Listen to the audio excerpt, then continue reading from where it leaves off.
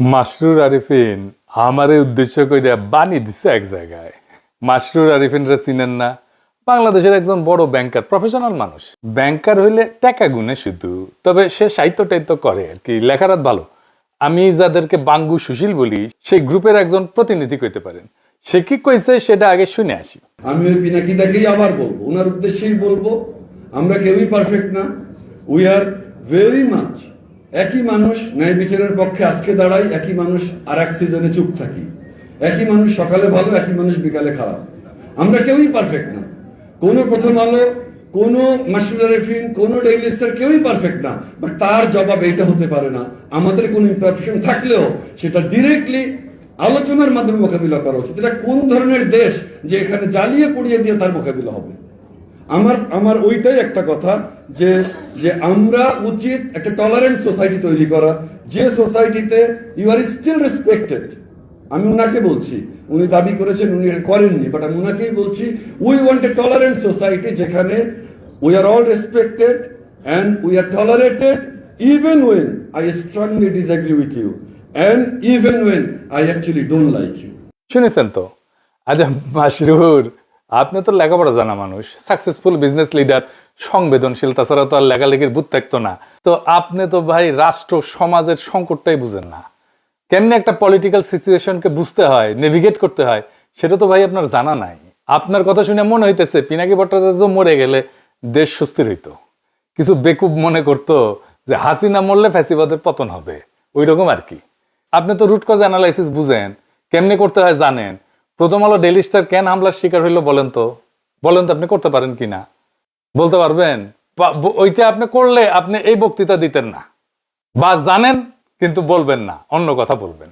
এটা ভণ্ডামি, হিপোক্রেসি। আমি আজকে আপনারা দেখাই দিব কেন এটা হইল। মাহবুজানাম দেখতে পায় না তার অপরাধটা কি। এইভাবে সর্বপ্রথমবারের মতন প্রথম আলো ডেইলি স্টার অফিসে আগুন জ্বালালো কেন? কেন? আমরা কি অপরাধ করলাম? হাসিনাও দেখতে পায় না তার অপরাধটা কি, অন্যভাবে। দেশবাসীর কাছে আমি বিচার চাই, কি অপরাধটা কি করেছি। কিন্তু আপনি যদি প্রবলেমটা আসলে ফিক্স করতে চান, তাইলে আপনাকে রুট কজ অ্যানালাইসিস করে একটা সলিউশন, সমাধানের রাস্তা বের করতে হবে। আপনি যেহেতু ইন্টেলিজেন্ট, বেকুব এবং মাথা মোটা না, আপনার যেহেতু পার্সোনাল স্টেক নাই এই ঘটনায়, আমার আলোচনাটা মন দিয়ে শোনেন, তারপরে পাইলে বেকুব গুলোরে বুঝেন। আমারে বুঝানোর দরকার নেই আপনার। আমি রাষ্ট্রটারে ঠিক করতে চাই এবং আমি জানি কেমনে ঠিক করা যায়। আমি রাষ্ট্রটা ভাঙতে চাই না, শক্তিশালী করতে চাই, দুর্বল করতে চাই না। যারা মানব বন্ধন করতেছেন, প্রতিবাদ করতেছেন, রাষ্ট্রটা আপনাদের হাতেই ছিল, এখন আপনাদের হাতেই আছে। তা আপনারা তো এই রাষ্ট্র বানাইছেন, না বুঝেছেন রাষ্ট্র, না বুঝেছেন জনমানুষ সার্বভৌম ইচ্ছা, না বুঝেছেন রাষ্ট্রের মধ্যে থাকা কন্ট্রাডিকশন গুলা। আপনারা তো সত্যিকার অর্থে রাষ্ট্র বানানোর চেষ্টায় নাই, কারণ আপনারা কেউ, আমি দায়িত্ব নিয়ে বলতেছি, কেউ না, যারা এলিট আছেন রাষ্ট্রটা বুঝেন না। কিছু মনে করেন না, এটাই সত্য। আসেন আজকে একটা একটা করে বুঝাই দিই, এই বিষয়ে কিছু জিনিস বুঝাই দিই। আমি আশা করি ছাত্রদের, তরুণদের, রাজনৈতিক দলের নেতারাও শুনবে আর বুঝার চেষ্টা করবে, আর আমার দর্শকেরা তো বুঝবেনি। আসেন আল্লাহর নামে শুরু করি। প্রথম আলো ডেইলি স্টারের অপরাধটা কি সেটা আমরা শহীদ হাদির বক্তব্য শুই না, তারপরে আলাপে ঢুকবো। আগে শোনেন হাদির বক্তব্য। প্রথম আলো কথাটা বলা খুব ক্রাইসিস আমাদের জন্য। এরপর এটুকুন বলি, দেখেন, আমরা অনেকে প্রথম আলোকে শুধু একটা পত্রিকা মনে করি, এইটা আমাদের দেখবার ভুল। প্রথম আলো হলো বাংলাদেশে এমন একটি প্রতিষ্ঠান, এমন একটি এজেন্সি, যে একটা প্যারালাল রাষ্ট্র। আবার বলছি, প্রথম আলো একটা প্যারালাল রাষ্ট্র। এই কারণে একটা রাষ্ট্রের যেরকম অনেকগুলো উইং থাকে, যে উইং গুলো তাকে ফাংশন করে, প্রথম আলোর এমন কোনো উইং নাই যে উইং সে মেনটেন করে না। পত্রিকা এটা তার একটা ভার্সন, কিন্তু আপনি দেখেন না, এই পুরো গত 15-17 বছরে ফ্যাসিবাদের বয়ান নির্মাণে সব থেকে যে ন্যারেটিভ নির্মাণে যে সাহায্য করেছে এলিট ওয়েতে, সেটা প্রথম আলো। 101টা প্রমাণ দিতে পারবো সামনে বসে, এখন আমাকে সময় দিলে একদম তার কোটা আমার ফোনে আছে, আমার ফোনে সব, যে সে কি রিপোর্ট করেছে সবগুলো আছে। কিন্তু আপনি ভাবেন, হওয়ার কথা ছিল কি, এখন তো সে ভয়ে থাকার কথা, অ্যাটলিস্ট সে তার এই যে ফ্যাসিবাদের সে আপনি ভাবেন, তারা খালেদা জিয়াকে নিয়ে নিউজ করেছে। এই আজকেও দেখলাম যে বসুন্ধরার কাছে খালেদা জিয়ার কনসেন্ট নিয়ে 100 কোটি টাকা চেয়েছে তারেক রহমান, হেডলাইন। এখন এই যে বিএনপিকে ভিলেনাইজ করে তোলা, এইটা কি আসলে বিএনপি করেছে, অথবা বিএনপি এটার বিরুদ্ধে মামলা করেছে? মামলা কিন্তু করে নাই। এখন এরকম একটা তো কথা আমি আপনাকে শুধু কেন বললাম, আপনি প্রথম আলোকে বুঝতে হলে, আমি অনেক আগে একটা টকশোতে একটা শব্দ ব্যবহার করেছিলাম, আজকে আবার বলি, এটা হলো প্রথম আলো সিনড্রোম। প্রথম আলো সিনড্রোম হলো, আপনি ভাবেন, সে সরকার পড়ে যাবার পরে গত 2 বছর আগে, সম্ভবত আর 21-এ বা 22-এ, প্রথম আলো তার প্রথম পেজে শেখ হাসিনার জন্মদিন উপলক্ষে, যদিও ওটা স্পন্সার ছিল, সম্ভবত বিজ্ঞাপন ছিল, তার জন্মদিনের শুভেচ্ছা চেপেছে 1 পৃষ্ঠা জুড়ে। এইটা কি কোনোদিন আপনি বুঝাতে পারবেন? এটা যদি খালেদা জিয়ার হইতো, তো এটা সে ছাপতো। এটা তার একটা ব্যাখ্যা দাঁড় করায়, এটা নিয়ে আমরা কথা বলবো না। দেখেন, সে কি ছাপবে কি ছাপবে না, সে কাকে ভালো বলবে কাকে ভালো বলবে বলবে না, এইটা নিয়ে আমাদের কোনো কথা থাকতে পারে না, কারণ প্রত্যেকটা মিডিয়া এজেন্সি নিজস্ব ন্যারেটিভ থাকে এবং তার স্বাধীনতা আছে। কি বল, কিন্তু তার যেটা স্বাধীনতা নাই, একজন নিরপরাধী মানুষকে জঙ্গি বলে তার জীবনকে শেষ করে দেয়ার। তার স্বাধীনতা নাই যে যে অপরাধ করে নাই, সেই অপরাধ হিসেবে তাকে ন্যারেটিভ নির্মাণ করে তাকে অপরাধী হিসেবে জীবন ধ্বংস করে দেয়ার। প্রথম আলো কোন নিউজ কাভার করবে কোন নিউজ কাভার করবে না, এটা নিয়ে আমার কোনো কথা বলার থাকতে পারে না, কারণ এটা তার প্রাইভেট পলিসি, যে তার পলিসি নিজের মতো নির্মাণ করবে। কিন্তু আমার কথা হলো, যে জঙ্গিবাদে সংশ্লিষ্ট ছিল না, আপনি তাকে জঙ্গি বলে বলে বলে বলে বলে বলে, একটা ঘটনা আজকে বলি, এখানে আমি শেষ করি শুধু একটা। আমাকে গতকালকে শাপলা চত্বরে শহীদ হয়েছেন বুয়েটের শিক্ষার্থী রিহান, তাকে নিয়ে পরশু বুয়েটের সিএসসি ডিপার্টমেন্টে শোক সভা এবং দোয়া মাহফিল হয়েছে, সেখানে আমি ছিলাম। তার বোন এখন নর্থ সাউথের টিচার। আমাকে তার বোন গতকাল রাতে 2টো লিঙ্ক পাঠিয়েছেন প্রথম আলো। সেটা হলো 2013-তে শাপলা চত্বরে যে শহীদ রেহান মারা গেলেন, মানে শহীদ হলেন, তাকে হত্যা করা হলো, সেই সময় প্রথম আলো কি নিউজ করেছে সেই লিঙ্কটা। আর গতকালকে তার মা এবং তার বোন ইন্টারন্যাশনাল যে নতুন ট্রাইব্যুনাল গঠিত হয়েছে এই করার জন্য, সেখানে তারা নালিশ নিয়ে গেছে এইটার বিচারের জন্য, সেইটাও তারা নিউজ করেছে। দেখেন, রেহানের মা বলছে বক্তব্যে, যেটা সকল টিভিতে এসেছে, আমাদের কাছেও আছে, রেহানের মা বলছে, আমার ছেলে 5 তারিখের আগে যে আন্দোলন হয়েছে হেফাজতের, সেইটার প্রতি সংহতি জানাতে গিয়ে সে আগেও গিয়েছে, তাকে রামদা দিয়ে কোপ দেওয়া হয়েছে, সেই জখম হাত নিয়ে সে বুয়েটে এসেছে, তার বন্ধুরা বলেছে। 5 তারিখ এই জনতার আন্দোলনে অংশগ্রহণ করতে গিয়ে তারপরে সে আবার হত্যাকাণ্ডের শিকার হয়েছে। একবারও সে বলে নাই যে আমার ছেলে এই আন্দোলন দেখতে গিয়েছিল, সে অ্যাডভেঞ্চারাস ছিল, সে মারামারি দেখতে গিয়েছিল, তারপরে মারা গিয়েছিল। সে বলেছে আমার ছেলে এই আন্দোলনের প্রথম থেকে ছিল, তারপরে সে আবার আন্দোলনে গেছে এবং সে শহীদ হয়েছে। 2013 তারিখের 6 মে প্রথম আলো নিউজ করেছে, যেহেতু এটা বুয়েটের ব্যাপার, এটা যদি লেখে বুয়েটের কেউ আন্দোলনে শরিক হয়, তাহলে খুবই এলিটপনা নষ্ট হয়ে যায়, সুশীলপনা শাহবাগীপনা। প্রথম আলো নিউজ করেছে, তার মা নাকি বলেছে যে আমার ছেলে খুবই অ্যাডভেঞ্চার প্রিয়, তাই সে সেখানে দেখতে গেছে যে ওখানে মারামারিটা কি হচ্ছে, এরপরে সে গুলি লেগে নিহত হয়েছে। অথচ রেহানের মা সেদিনও বলেছে আমার ছেলে অ্যাডভেঞ্চার প্রিয়, কিন্তু আমার ছেলে সেটা দেখতে চায় না, আমার ছেলে সে আন্দোলনে গেছে এবং সে শহীদ হয়েছে। আপনি ভাবেন, তাহলে সেই নেগেটিভ তার মায়ের বক্তব্য যে সে মিথ্যা প্রোট করেছে, সে কি সরি বলেছে, সে কি ক্ষমা চেয়েছে? শুনলেন তো, এই কম বয়সী ছেলেটা কি ক্ল্যারিটি নিয়ে, কি পরিচ্ছন্নতা নিয়ে, কি স্বচ্ছতা নিয়ে কথাগুলো বলতেছিল। আমি জানি বক্তব্যের পরেও আপনারা সুশীলেরা আপনারা এটা বুঝবেন না যে প্রথম আলোর অপরাধটা কি। আরো খুলে বলি, ভালোই হয়েছে, সবাই আমার পাঠক দর্শকেরা ছাত্ররা এইটা খুঁটিনাটি বুঝতে পারবে, তাতে এই এলিটদের ভণ্ডামিটাও পাশাপাশি বুঝে যাবে। একটা কার্যকর রাষ্ট্র, একটা সমাজ গড়তে প্রথমে কোন জিনিসটা লাগবে বলেন তো? একটা জিনিস লাগবেই, ওইটা ছাড়া আপনি সমাজ বা রাষ্ট্র গড়তে পারবেন না, গড়লেও টিকাইতে পারবেন না, পারবেনই না। আপনি যত মানব বন্ধন করেন, যত দমন পীড়ন করেন, যত সুশীল কথা বলেন, যত দার্শনিক কথা বলেন, যত লেখাপড়া করেন, যত সমৃদ্ধি আনেন, আপনি রাষ্ট্র করতে পারবেন না।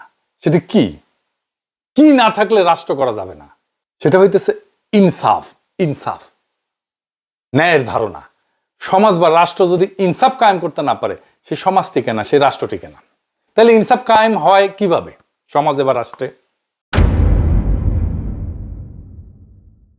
প্রথমত হইতেছে যে সমস্ত ইনস্টিটিউশন আছে, যেমন আদালত, আইন, রাষ্ট্র, সংসদ। এখন বলেন আপনি এই আদালতে, বাংলাদেশের আদালতে আপনি জাস্টিস পান, ন্যায় বিচার পান? পাইলে তো খালেদা জিয়াকে জেলে যেতে হয় না, তাই না? এই আদালত, আইন, রাষ্ট্রের ইনস্টিটিউট পৃথিবীর কোন দেশেই ইনসাফ কায়েম করতে পারে না। কেন পারে না জানেন? অনেকগুলো কারণ আছে, তার মধ্যে একটা বড় কারণ হইতেছে মানুষের সেন্স অফ জাস্টিস বা মানুষের ন্যায়ের ধারণা, ইনসাফের ধারণা, এইটা বলে একটা জিনিস থাকে। এই যে পিপলের জাজমেন্ট আর লিগাল জাজমেন্ট, এই সিস্টেম, এই দুইটা অনেক সময় দুই প্রান্তে থাকে। আমি একটা উদাহরণ দিয়ে বুঝাই। আমাদের যৌবনকালে একটা বিটিভিতে খুব জনপ্রিয় সিরিয়াল ছিল, কোথাও কেউ নেই। হুমায়ুন আহমেদের লেখা, আসাদুজ্জামান নূর আর সুবর্ণা মোস্তফা অভিনয় করেছিল। আসাদুজ্জামান নূর একজন মাস্তান, পাড়ার মাস্তান, সংবেদনশীল মাস্তান, 70 দশকে যেমন থাকতো আর কি। তারে একটা মিথ্যা খুনের মামলায় ফাঁসিয়ে দেওয়া হয়।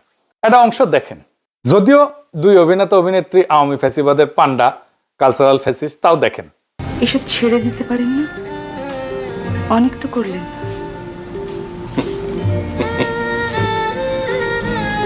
হাসছেন কেন? ছেড়ে দিতে ইচ্ছে করে, মাঝে মধ্যে খুব ভদ্রলোক হইতে ইচ্ছা করে, খুব আফসোস হয়।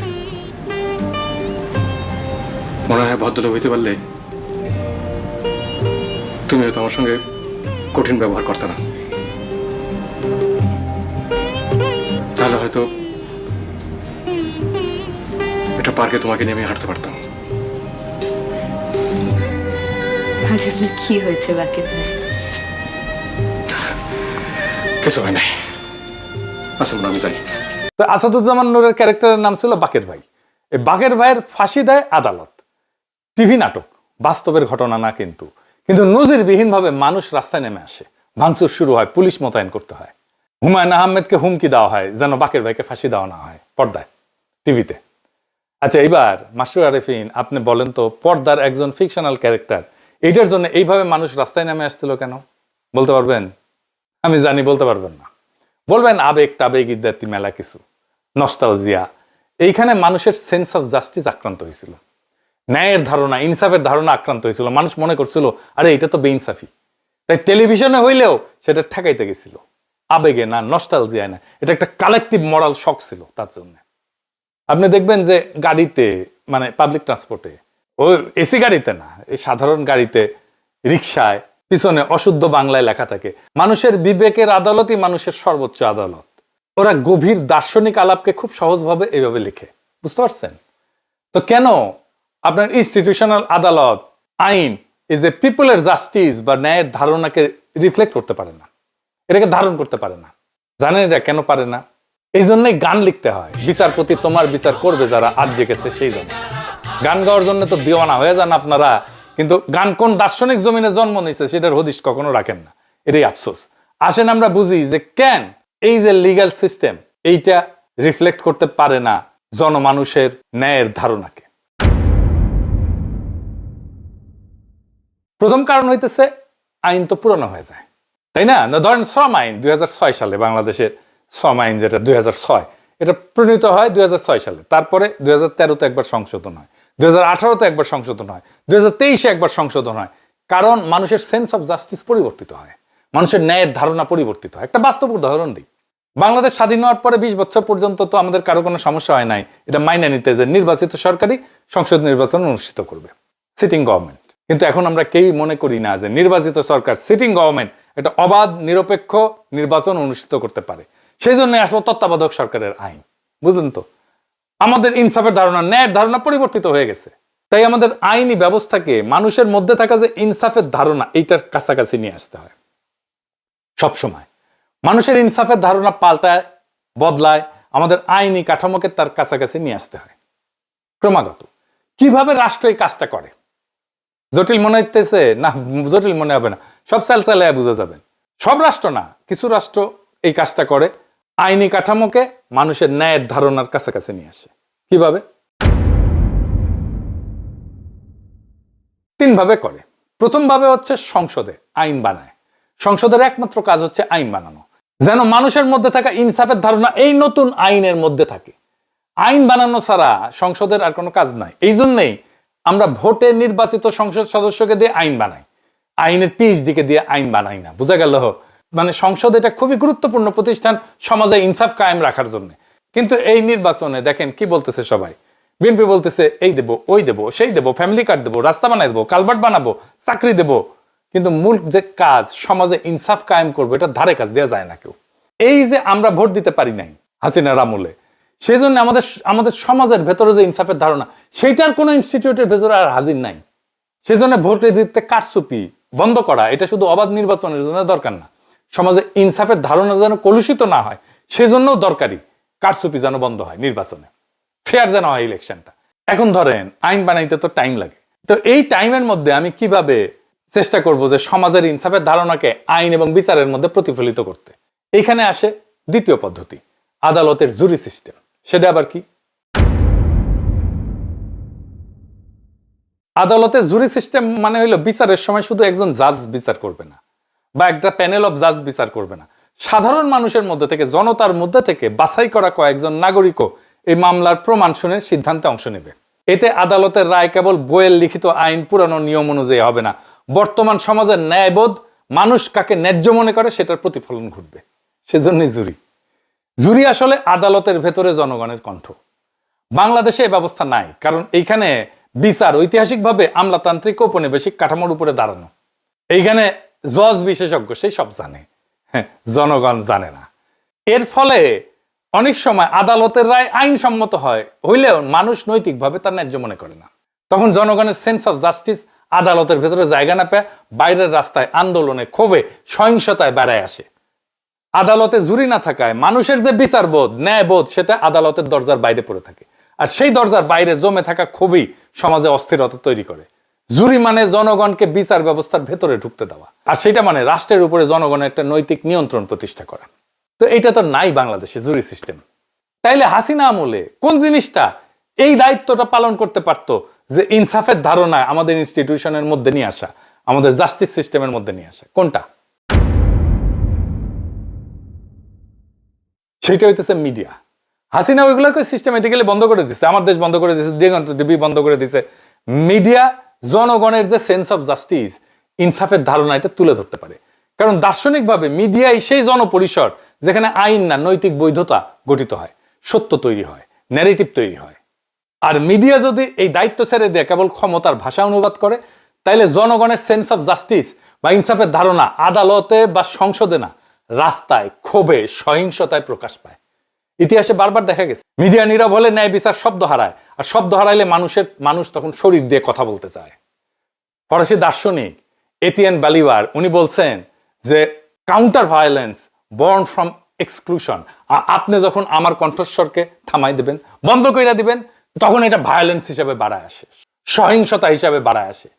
ওই যে হাদি বলছে না শহীদের মায়ের কথা, এটা শুধু চাপাই দেয় নাই প্রথম আলো, সে তার বক্তব্যকে বিকৃত করছে। আবার দেখেন ওই অংশটা, রিতা সাহেব। আমাকে গতকালকে শাপলা চত্বরে শহীদ হয়েছেন বুয়েটের শিক্ষার্থী রিহান, তাকে নিয়ে পরশু বুয়েটের সিএসসি ডিপার্টমেন্টে শোক সভা এবং দোয়া মাহফিল হয়েছে, সেখানে আমি ছিলাম। তার বোন এখন নর্থ সাউথের টিচার। আমাকে তার বোন গতকাল রাতে দুটো লিঙ্ক পাঠিয়েছেন প্রথম আলো। সেটা হলো 2013-তে শাপলা চত্বরে যে শহীদ রেহান মারা গেলেন, মানে শহীদ হলেন, তাকে হত্যা করা হলো, সেই সময় প্রথম আলো কি নিউজ করেছে সেই লিঙ্কটা। আর গতকালকে তার মা এবং তার বোন ইন্টারন্যাশনাল যে নতুন ট্রাইব্যুনাল গঠিত হয়েছে এই করার জন্য, সেখানে তারা নালিশ নিয়ে গেছে এইটার বিচারের জন্য, সেইটাও তারা নিউজ করেছে। দেখেন রেহানের মা বলছে বক্তব্যে, যেটা সকল টিভিতে এসেছে, আমাদের কাছেও আছে, রেহানের মা বলছে আমার ছেলে 5 তারিখের আগে যে আন্দোলন হয়েছে হেফাজতের, সেইটার প্রতি সংহতি জানাতে গিয়ে সে আগেও গিয়েছে, তাকে রামদা দিয়ে কোপ দেওয়া হয়েছে, সেই জখম হাত নিয়ে সে বুয়েটে এসেছে, তার বন্ধুরা বলেছে। 5 তারিখ এই জনতার আন্দোলনে অংশগ্রহণ করতে গিয়ে তারপরে সে আবার হত্যাকাণ্ডের শিকার হয়েছে।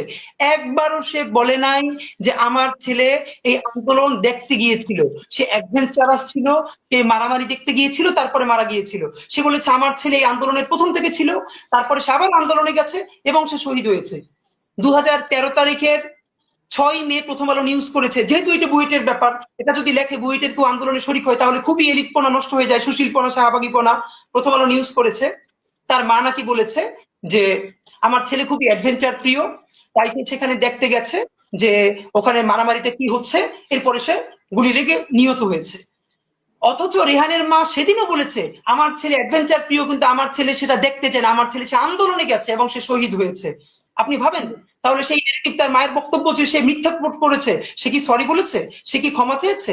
শুধু কি তাই, আমরা হাদির কাছ থেকে শুনি যারা হাসিনার ফ্যাসিবাদের বৈধতা তৈরি করছিল তাদের প্রথম আলো কিভাবে রক্ষা করতে আসছিল।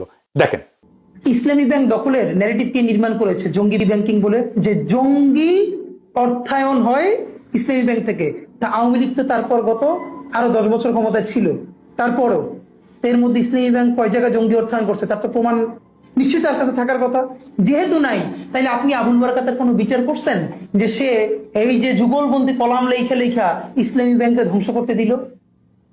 কই, বরং কি হইল, আবুল বারাকাতের আমলে কি সুশীল, অথচ তার সময় কত টাকা জনতা ব্যাংক থেকে বেহাত হয়েছে আওয়ামী লীগের কাছে। আপনি যখন ঘৃণা ভরে তার বিরুদ্ধে মামলা করবেন কেন? যদি হাসিনা প্রধানমন্ত্রী থাকার কারণে হাসিনার র্যাবের প্রধান গুলি করে মানুষ মারলে তার যদি দায়ভার হাসিনার উপর যায়, তাহলে জনতা ব্যাংকের চেয়ারম্যান থাকার পর জনতা ব্যাংক থেকে যে হাজার হাজার কোটি টাকা পাচার হয়েছে তার দায় আবুল বারাকাতের উপরে যাবে না? না, সেটা আবার যাবে না। এই হলো বঙ্গবুদ্ধিজীবিতা। বরং তারে যখন সেইটার জন্য অ্যারেস্ট করা হবে তখন প্রথম আলোতে যুগলবন্দি কলম আসবে, আমরা একজন শিক্ষকের এইরকম অবমাননা দেখতে চাই না। অথচ এই শিক্ষক অর্থ পাচারকারী শুধু না, ব্যাংক লুটেরাদের ন্যারেটিভ নির্মাণ করছে। এরকম তো 50 জনের নাম বলতে পারবো, তাদের ব্যাপারে আমাদের ডকুমেন্টেশন কই? তো বাংলাদেশের জনগণের ভোটের অধিকার নাই, কথা বলার অধিকার নাই, জুরি সিস্টেম নাই, কিন্তু মিডিয়া সেই ফাংশনটা নিতে পারতো, নেয় নাই। শুধু যে নেয় নাই তাই না, তারা ফ্যাসিবাদের পক্ষে দাঁড়াইছে। হাসিনার বিরোধী মত দমনের অন্যতম হাতিয়ার জঙ্গি ন্যারেটিভ, এটা কারা বানাইছে? প্রথম আলো বানাইছে। কত নিরীহ মানুষকে ক্রস ফায়ারে দিছে, আয়না ঘরে নিছে, বাড়ির মধ্যে ঢুকে বাইরে থেকে সিটকানি লাগাই দিয়ে উড়াই দিছে বাড়ি বোমা দিয়ে। কোনো হিসাব আছে? কত মানুষ এমন আর্টিকেল ছাপাইছে যে একজন রিলিজিয়াস মুসলিম যে প্র্যাকটিসের মধ্যে দিয়ে, জীবন চর্চার মধ্যে দিয়ে যায়, সেটারে জঙ্গি বলে তকমা দিছে। আপনার সন্তান জঙ্গি হচ্ছে না তো? পরে দেখেন, আপনি দেখবেন একজন রিলিজিয়াস মুসলিম যা যা প্র্যাকটিস করে সেটাকে জঙ্গি হিসেবে ট্যাগ দিছে এখানে। সাহেব দেখেন, জঙ্গি হিসেবে তাদের কত কত কতগুলো লেখা লিখছে, কত দেখেন, একটার পর একটা দেখান। দেখাইতে গেলে আজকের এপিসোড আর শেষ হবে না। তাই জাস্টিস সিস্টেম বা আইন আদালত আর জনগণের সেন্স অফ জাস্টিস, এই দুইটার মধ্যে দেয়া নেয়া বা সার্কুলেশন বন্ধ হইলে জনরোষ জন্মায়। এই জনরোষ সিস্টেম ফেলিওরের বাই প্রোডাক্ট। জনগণ বিশৃঙ্খলা করতে চায় না, জনগণের এজেন্ডা না এটা, সে শান্তি চায়। বিশৃঙ্খলা আসে যখন তার এজেন্ডায়, তার কথায় কেউ কর্ণপাত করে না। বিপ্লবের পরে প্রথম আলোতে গিয়া ছাত্র উপদেষ্টারা বই প্রকাশ করলো, প্রোগ্রাম করলো। জনগণ বিস্ময়ের সাথে লক্ষ্য করলো, যাদের এই ফ্যাসিবাদ কায়েমের জন্য জেলে নেওয়া দরকার ছিল, জবাবদিহিতার মধ্যে আনার দরকার ছিল, তারাই ম্যানেজ করে ফেললো বিপ্লবের মধ্যে থেকে তৈরি হওয়া ক্ষমতাকে। কি তামাশা! 1971-এর ক্ষত যেমন মেরামত করতে হবে, ঠিক একইভাবে হাসিনার দীর্ঘ শাসন আর 24-এর ক্ষত নিরাময় করতে হবে। এইটা যে ক্ষত, সেটাই তো স্বীকার করে না। প্রথম আলো ডেইলি স্টার জিন্দেগিতে ক্ষমা চাইছে যে আমরা 111 করছি, বিদেশি 2 রাষ্ট্রের সাথে ঘুটু কইরা। এটা তো রাষ্ট্রদ্রোহ। রাষ্ট্রদ্রোহ ইন্ডিয়া আর আমেরিকার সাথে ঘুটু কইরা 111 করছে, তার সাথে আর্মি। প্রথম আলো ডেইলি স্টার করছে, কোনোদিন মাপ চাইছে? মাপ চাই নাই। কোনোদিন বলছে যে আমরা হাসিনা শাসনের বৈধতা উৎপাদন করছি? প্রফেসর ইউনূস মিডিয়া সংস্কারের কমিশনের প্রধান যারা বানাইলেন, সেই প্রথম আলোর সাথে সংশ্লিষ্ট। আপনারা মাইরা পিটায় ঠান্ডা করে দিতে পারবেন হয়তো, সাময়িক। এই ক্ষোভ ছাইচাপা আগুনের মতো থাকবে। এখন আমরা কইতে পারেন সলিউশন কি? আমি সলিউশন কইয়া দেব না, প্রচুর সলিউশন কইছি, কেউ কানে নেয় না কথা। আমার সলিউশন আপনি নিবেনও না। নিজেকে আগে প্রশ্ন করেন, প্রশ্ন করে দেখেন আপনি আসলে এই অবস্থার অবসান চান কিনা। অবসান চাইলে আগের কোনো সিস্টেম এটা সলভ করতে পারবেন না। আপনারা অনেক কিছু করতে পারবেন, কিন্তু এটা ভুলেন না আন্তর্জাতিক মিডিয়া আপনাদের প্রো ইন্ডিয়া বলে। এইটা সাহেব দেখায় দেন কোথায় প্রো ইন্ডিয়া লিখেছে। আমি এটা বুঝি না কেন প্রথম আলো ডেইলি স্টারের মালিক পক্ষ মাহফুজা নাম আর মতিউর রহমানের কর্তৃত্বের উপরে, তাদের উইজডমের উপরে ভরসা করতেছে। এই জন্যই পাবলিক ওয়াচ লাগে। এটা যদি শেয়ার মার্কেটে শেয়ার টেয়ার থাকলো না, শেয়ার হোল্ডাররা ক্যাক করে ধরলো না। কেন তারা একটা কনস্ট্রাকটিভ এনগেজমেন্টের দিকে যাচ্ছে না? তারা মনে করতেছে বিএনপিকে তো ম্যানেজ করেই ফেলেছি, সব ঠিক করে ফেলবো। জি না, দুনিয়া বদলায় গেছে, ক্ষমতার এখন প্রচুর কেন্দ্র। বিএনপি বাংলাদেশের ন্যারেটিভ নিয়ন্ত্রণ করে না। এটা যতদিন আপনারা ঝুলাই রাখবেন ততদিন আপনাদের সমস্যার সমাধান জটিল থেকে জটিলতর হবে। বাংলাদেশের সমস্যা বিশৃঙ্খলা না, বাংলাদেশের সমস্যা জনতা না, বাংলাদেশের সমস্যা অপরাজনীতিও না। বাংলাদেশের সমস্যা হলো রাষ্ট্র এবং জনগণের ন্যায়বোধের মধ্যে সার্কুলেশন বন্ধ হয়ে যাওয়া। যে রাষ্ট্র জনগণের ইনসাফের ধারণাকে আইনে ঢুকতে দেয় না, আদালতে শুনতে দেয় না, ভোটে আপডেট হইতে দেয় না, আর মিডিয়ায় উচ্চারিত হইতে দেয় না, সেই রাষ্ট্র একদিন আবিষ্কার করে মানুষ আইন দিয়া কথা বলে না, মানুষ তখন শরীর দিয়া কথা বলে। এই জন্যেই রাস্তায় আগুন লাগে, এই জন্যেই জনরোষ জন্মায়, এই জন্যেই সুশীল ভদ্র বিশ্লেষণ, পুতু পুতু কথা, এগুলো কোনোটাই কাজে লাগে না। কারণ জনগণের জন্য তো জনরোষ কোনো এজেন্ডা না, এটা সিস্টেম ফেলিওরের বাই প্রোডাক্ট।